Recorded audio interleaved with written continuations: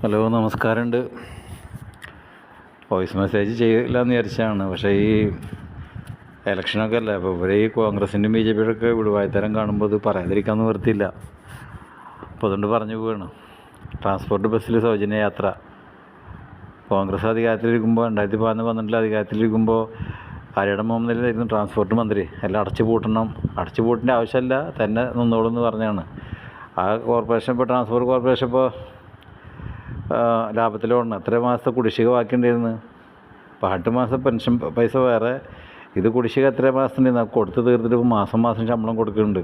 ഇനിയിപ്പോൾ ഇതിൽ ജോലി എടുക്കുന്ന ബി ജെ പിക്കാരായാലും കോൺഗ്രസ്സുകാരായാലും ലീഗുകാരായാലും ഒരൊറ്റ ആളും അവർക്ക് വോട്ട് ചെയ്യില്ല. അടുത്ത വർഷത്തിന് വോട്ട് ചെയ്യുള്ളൂ. കാരണം ഇപ്പോൾ അവർക്ക് ശമ്പളം കറക്റ്റായിട്ട് കിട്ടുന്നുണ്ട്, ജോലി കറക്റ്റ്, നല്ല നല്ല പുതിയ ബസ്സുകൾ, അതൊക്കെ. അതുപോലെ തന്നെ പെൻഷൻ 2000 ഉയർത്തിയിട്ടുണ്ട്.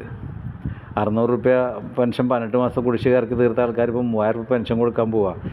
25 ലക്ഷം രൂപയുടെ ഇത് ഇൻഷുറൻസ്. എത്ര കോടി? 20 ലക്ഷം കോടി ഉറുപ്പോഴൊക്കെ അതിന് വേണ്ടി വരുന്നത് തോന്നുന്നത്.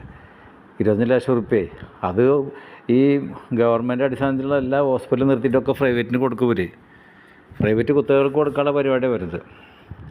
അത് മറ്റേ ഉണ്ടക്കായി ദുരിതാശ്വാസ ഫണ്ടിൽ നിന്ന് പിരിച്ചിട്ട് എത്രയോ കോടിക്കണക്കിന് കാണിച്ച ദേശീയ പാർട്ടിയാണ്. ഇന്ത്യയിൽ ഒട്ടുക്കും പിരിവ് നടത്തി, ലോകത്തിൻ്റെ എല്ലാ മൂലക്കളും പിരിവ് നടത്തി, എല്ലാം നടത്തിയിട്ട് യൂത്ത് കോൺഗ്രസിൻ്റെ എന്തോ 1 കോടി ഉറുപ്പ്യ കൊടുത്തിട്ടുണ്ട്. അപ്പോൾ അത് കൂട്ടാണ്ട് 4 കോടി ഉറുപ്പ്യ കിട്ടിയിട്ടുള്ളവർക്ക് പറഞ്ഞത്. അതും അവിടെ സ്ഥലമൊക്കെ എടുത്ത് വീടൊക്കെ ഫുള്ളായിട്ട് വീട് കൂട്ടി. ഒരു വീട് പോലും കൂട്ടിയിട്ടില്ല. 40,000 രൂപ സെൻറ്റിന് വിലയുള്ള ഭൂമിയാണ് മറ്റേ 1.5 ലക്ഷം രൂപ റെക്കോർഡ് ചെയ്തിട്ട് ഇതാക്കിയിട്ടുള്ളത്. ശവത്തിന്ന് കുത്തിയിട്ടെടുത്തൊക്കെ ഇവരൊക്കെ ഈ പാവങ്ങളെ അവിടെ കൊണ്ടുപോയി കഴുകിക്കളെ. ആ ഫണ്ട് എടുത്തിട്ടാണ് ഇപ്പോൾ ഇവർ പുട്ടടിക്കുന്നത്.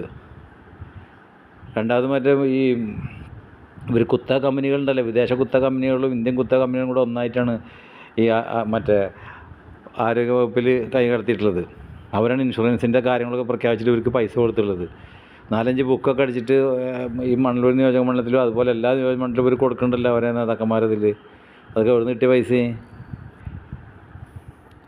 പ്രതാപനൊക്കെ വോട്ട് ചെയ്യാനുണ്ട്. പ്രതാപന് 2 പ്രാവശ്യം 3 പ്രാവശ്യം ഉണ്ട് MLA ആയിട്ട് തിരഞ്ഞെടുത്ത് നാട്ടിക്കുന്നത്. എന്താ അവിടെ ചെയ്തിട്ടില്ല? അവിടെ ആൾക്കാർ പോയി ചോദിച്ചു നോക്കിയേ. നമുക്കാണ് നാട്ടിൽ, അതാണ് ഇവിടെ അടുത്തല്ലേ. 5 കൊല്ലം MP ആയിട്ട് പോയി. എന്നിട്ട് എന്താ വെച്ചു മറ്റേ ഇവിടെ പോയിട്ട് റോമിൽ പോയിട്ട് അവരെ മാർപ്പാപ്പ വന്നിട്ടിപ്പോൾ അവനെ മരസാസനം പിടിച്ച് കെട്ടിപ്പിടിച്ച് ഉമ്മ കൊടുക്കുക, മമ്മൂട്ടിക്ക് ഉമ്മ കൊടുക്കുക, മോഹൻലാലിന് ഉമ്മ കൊടുക്കുക. ഇതൊക്കെയാണ് ഇലക്ഷൻ പ്രചരണത്തിൽ ഇതിൽ മറ്റേ ഈ മെനുവിൽ കൊടുത്തിട്ടുള്ളത്.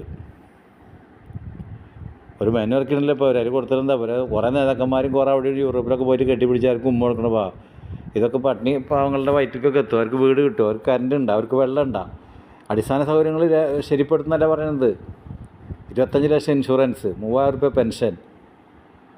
നമുക്ക് കറണ്ടില്ലാത്തൊരു വീട് പോലും ഉണ്ടാകാൻ പാടില്ല.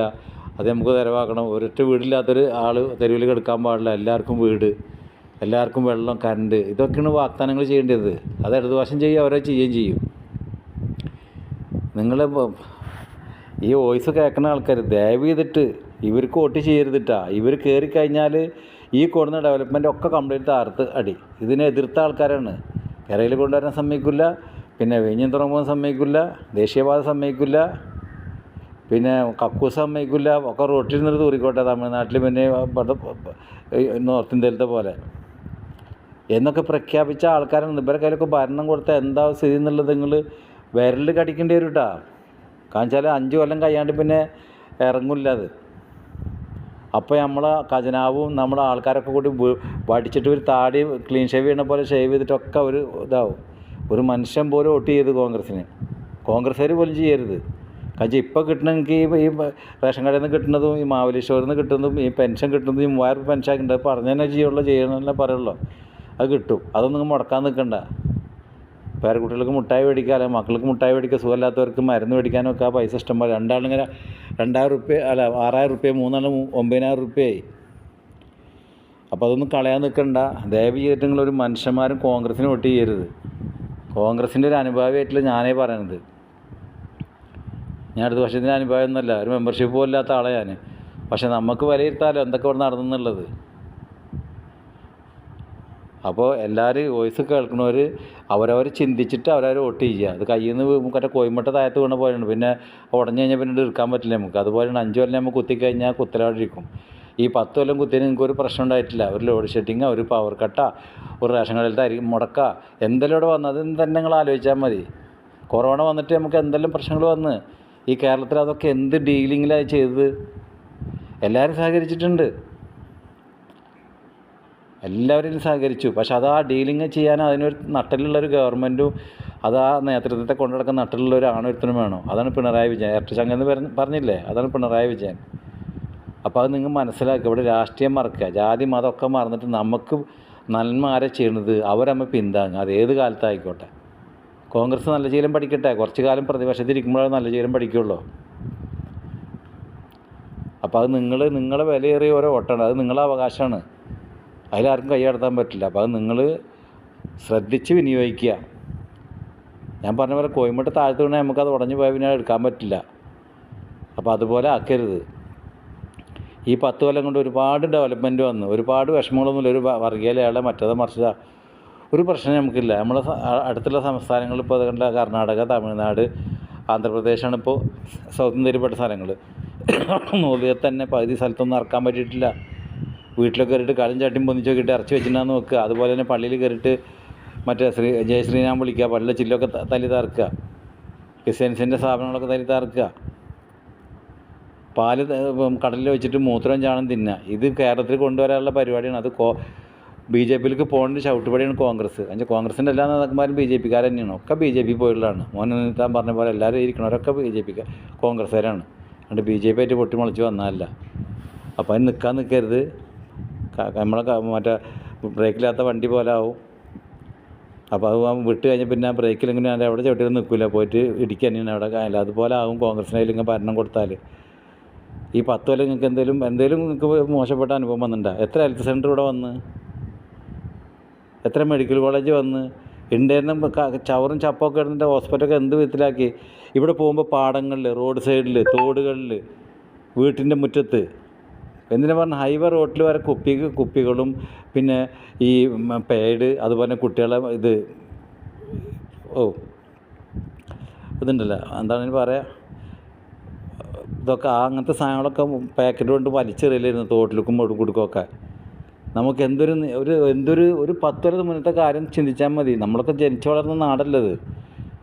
ഏത് റോഡ് സൈഡിലും കുപ്പിയും ചാക്കും മറ്റൊന്നും മറിച്ചും കണ്ടത്തിലൊക്കെ കിടന്ന് ചീഞ്ഞിരുന്നതല്ല. ഇപ്പം നിങ്ങളൊന്ന് പോയി നോക്കിയേ, എവിടെയെങ്കിലും എന്തൊരു കരട് കാണാൻ നമുക്ക് പറ്റുമോ? ഒരു വീട്ടിൽ നിന്ന് നമ്മൾ കൊടുക്കാൻ 50 രൂപയാണ്. അവരെന്ത് സാധനം വേണമെങ്കിൽ കൊണ്ടുപോകും. ഒരേ വർഷത്തിൽ മറ്റേ ടയർ പോലും, അതുപോലെ തന്നെ ചെരുപ്പുകൾ, അതുപോലെ തന്നെ ഡ്രസ്സുകൾ, ഉടയണ കുപ്പികൾ, പ്ലാസ്റ്റിക്, ഒരു വർഷത്തിനുള്ളിൽ ഒക്കെ ഇങ്ങനെ പ്ലാസ്റ്റിക് എല്ലാ മാസം എടുക്കും. മറ്റൊക്കെ ഇങ്ങനെ ഒരേ വർഷത്തിൽ കുപ്പി 5 ഡിസംബറിൽ അങ്ങനെയൊക്കെ വെച്ചിട്ട് ഈ സാധനങ്ങളൊക്കെ പോണ്. എന്തൊരു സാധനങ്ങൾ ഇപ്പോൾ നമ്മൾ അപൂർവമൊക്കെ ആയിട്ട് വല്ല പൂരം മറ്റൊക്കെ കഴിഞ്ഞ സാധനങ്ങൾ ഇതാക്കിയാന്നല്ലുണ്ട് എന്തെങ്കിലും അത് കാണുന്നുണ്ടോ?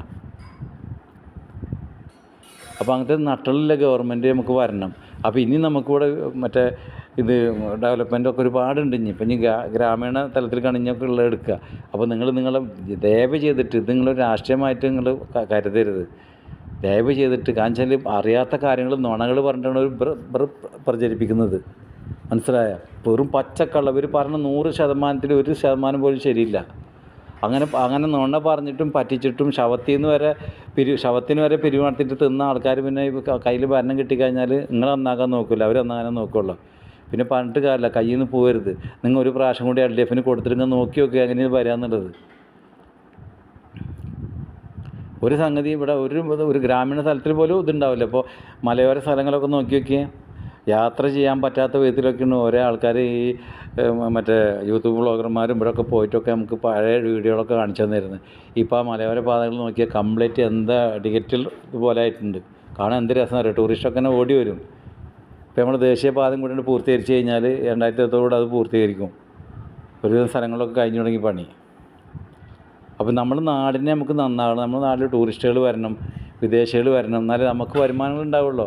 കച്ചവടങ്ങളായിട്ടും മറ്റേതായിട്ടും മറിച്ചായിട്ടും അങ്ങനെ നമ്മൾക്ക് ഒരേ മേഖലയിൽ നമുക്ക് വരുമാനം ഉണ്ടാവും. അപ്പോൾ ഇവിടെ ടൂറിസം വന്നു കഴിഞ്ഞാൽ പിന്നെ കണ്ടില്ല, മറ്റുള്ള ആൾക്കാരൊക്കെ ചൈനക്കാരും ഇവർക്കൊക്കെ അവർക്ക് ടൂറിസ്റ്റുകൾ വരണം, അവർക്ക് വേണ്ട എല്ലാ കാര്യങ്ങളും ചെയ്തു കൊടുക്കണം. അതുപോലെ വന്നു കഴിഞ്ഞാൽ നമുക്ക് പുറത്ത് പോയിട്ട് ജോലി ചെയ്യേണ്ട ആവശ്യമില്ല. പല സംഗതികളും നമുക്ക് ഇവിടെ ചെയ്യാം. പല സംഗതി നമുക്കിവിടെ ചെയ്യാം. അപ്പോൾ തൊഴിൽ തന്നെ ഒരുപാട് നമുക്ക് കിട്ടും. ടൂറിസം വികസിച്ചാൽ തന്നെ ഒരുപാട് തൊഴിൽ അവസരങ്ങൾ സൃഷ്ടിക്കപ്പെടും. ഇപ്പോൾ ലുലുവിൻ്റെ അവിടെ 2 ബിൽഡിങ് തുറന്ന് എത്ര ആൾക്കാരോട് എത്ര ആയിരം ജോലിയിൽ കിട്ടിയത് ആ 2 ടവറിൽ, 3ാമത്തെ ടവറിൽ പണി നടന്നുകൊണ്ടിരിക്കുകയാണ്. ഇങ്ങനെയൊക്കെ വ്യവസായങ്ങൾ വരണം. എത്ര ലക്ഷം കോടി ഇവിടെ മുതൽ മുടക്കിയിട്ടുള്ള ആൾക്കാർ. പിന്നെ ഇവർ കള്ളപ്രചരണം പറഞ്ഞ് പരുത്തണം. കാരണം വെച്ചാൽ അവരെ വായ തുറന്നു കഴിഞ്ഞാൽ കളവ് പറയാനും ഭക്ഷണം കഴിക്കാനാണ് ഇപ്പോൾ ഈ കോൺഗ്രസ്സായാലും BJP ആയാലും തയ്യാറാവുള്ളത്. അപ്പോൾ നിങ്ങൾ ദയവ് ചെയ്തിട്ട് ഇടതുപക്ഷത്തിൻ്റെ കയ്യിൽ നിങ്ങൾ ഭരണം ഏൽപ്പിക്കുക. നിങ്ങൾ സുരക്ഷിതമായിരിക്കും. നമ്മളെ വീടും നമ്മളൊക്കെ സുരക്ഷിതമായിരിക്കും. ഒരു വർഗീയതയുള്ള ഒരു ജാതിമത വിദ്വേഷങ്ങളോ ഒന്നും ഇവിടെ ഉണ്ടാവില്ല. അതൊക്കെ ഗവൺമെൻറ് അടിച്ചമർത്തും. അതിന് തണലിലുള്ള ഗവൺമെൻറ്റാണ് ഇടതുപക്ഷം. അപ്പോൾ നിങ്ങൾ നല്ലോണം ആലോചിക്കുക. നിങ്ങളുടെ വിലയേറിയ ഓരോ വോട്ടും LDFന് കുത്തുക, LDFന് വിജയിക്കുക.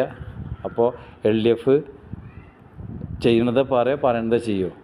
അത് നിങ്ങൾക്ക് മനസ്സിലായിട്ടുണ്ട്, എല്ലാവർക്കും അറിയാം. ഈ ചില ആൾക്കാർ ഇതൊന്നും ഈ റിപ്പോർട്ടും മാധ്യമങ്ങളൊന്നും അറിയാത്ത ആൾക്കാരുണ്ടാകും വീട്ടിൽ. അവരുടെ വീട്ടിലൊക്കെ പോയിട്ട് പറയുന്നത് പൗരത്വ ഭേദഗതി നിയമം കൊണ്ടുവന്നത് പിണറായിയാണ്. അതിനെ ഏറ്റവും ആദ്യം എതിർത്ത്, ഇന്ത്യയിലെ ഏറ്റവും ആദ്യം എതിർത്ത്, ലോകത്തിൽ തന്നെ ഏറ്റവും ആദ്യം എതിർത്ത് പിണറായി വിജയനാണ്. എന്നിട്ട് പിണറായി വിജയൻ്റെ തലയിലേക്ക് ഇടുക. എല്ലാ കാര്യങ്ങളും ഇവർ ചെയ്യുക, എന്നിട്ട് പിണറായിയുടെ തലയിലേക്ക് ഇടുക.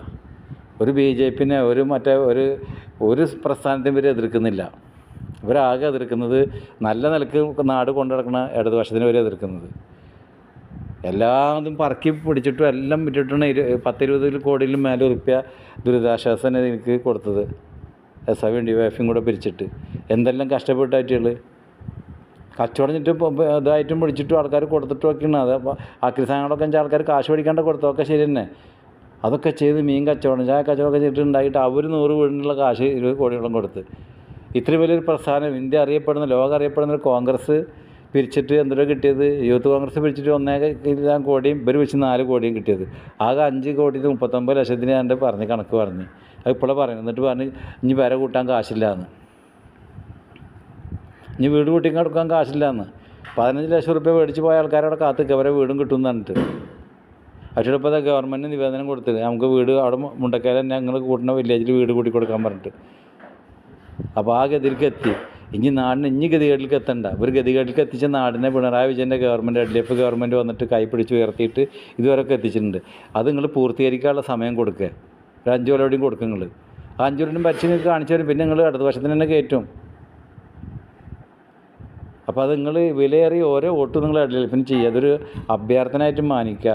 ഇതിൽ കോൺഗ്രസ്സിലും ഉണ്ടാവും, BJP ഉണ്ടാവും, ലീഗും ഉണ്ടാവും, ഇടതുപക്ഷക്കാരൊക്കെ ഉണ്ടാവും. എല്ലാവർക്കും കൂട്ടാണ് ഇപ്പോൾ വോയിസ് മെസ്സേജ് അയക്കണത്.